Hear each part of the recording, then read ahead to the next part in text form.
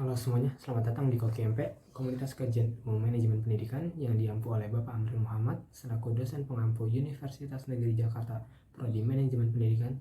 Perkenalkan, saya Muhammad Anazmi Al-Khatiri dari kelas Manajemen 2020B ingin menyampaikan sedikit materi yang saya dapat dari buku Psikologi Pendidikan karya Dr. Pupus Saiful Rahmat. Baik, materi yang akan saya sampaikan kali ini adalah bakat dan minat.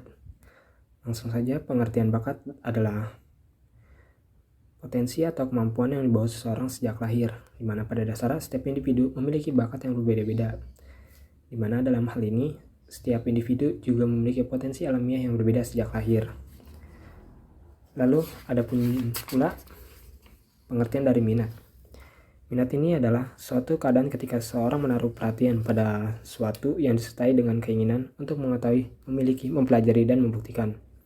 Dan minat ini terbentuk setelah diperoleh informasi tentang objek atau kemauan disertai dengan keterlibatan perasaan terarah pada objek atau kegiatan tertentu dan terbentuk oleh lingkungan. Di mana minat ini merupakan suatu ketertarikan individu terhadap suatu objek yang membuat individu merasa senang dengan objek tersebut. Adapun jenis-jenis bakat, yaitu pada umumnya bakat terdiri atas dua jenis, yaitu bakat umum dan bakat khusus, di mana bakat umum ini merupakan kemampuan berupa potensi dasar yang bersifat umum dan dimiliki setiap orang. Sedangkan bakat khusus ini merupakan potensi khusus dan tidak dimiliki oleh setiap orang, di mana bakat khusus ini dibagi menjadi beberapa golongan seperti berikut. Pertama, bakat verbal, yaitu bakat tentang konsep-konsep yang diungkapkan dalam bentuk kata-kata. Kedua, bakat numerikal, yaitu bakat tentang konsep-konsep dalam bentuk angka. Ketiga, bakat skolastik, itu kombinasi kata-kata logika dan angka-angka.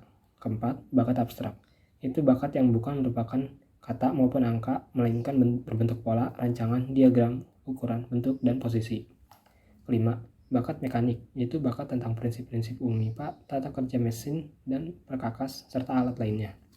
Lalu, bakat spasial, itu bakat untuk mengamati, menceritakan pola dua dimensi atau berpikir dalam tiga dimensi. Lalu yang ketujuh, bakat kecepatan, ketelitian atau klerikal, yaitu bakat tentang tugas tulis-menulis, ramu-meramu untuk laboratorium, kantor, dan sebagainya. Lalu yang kedelapan, bakat linguistik atau bakat bahasa, yaitu bakat tentang penalaran analisis bahasa atau ahli sastra untuk jurnalistik, stenografi, penyiaran, editing, hukum, pramuniaga, dan sebagainya. Lalu perbedaan bakat dan minat, di mana terkadang orang sulit membedakan antara bakat dengan minat, di mana sudah dijelaskan sebelumnya bahwa bakat merupakan potensi atau kemampuan yang dibawa seseorang sejak lahir, di mana setiap orang memiliki potensi alamiah yang berbeda sejak lahir, dan bakat tidak akan hilang dari diri seseorang. Berbeda dengan bakat, minat dapat tumbuh dan berkembang setelah mengalami suatu proses. Seseorang akan berminat terhadap sesuatu karena merasa tertarik setelah mendapat gambaran positif tentang sesuatu, terlebih jika hal tersebut ternyata memberikan banyak manfaat bagi dirinya maupun orang lain. Jadi, minat dapat tumbuh dalam diri seorang secara alamiah maupun dapat pengaruh positif dari lingkungan.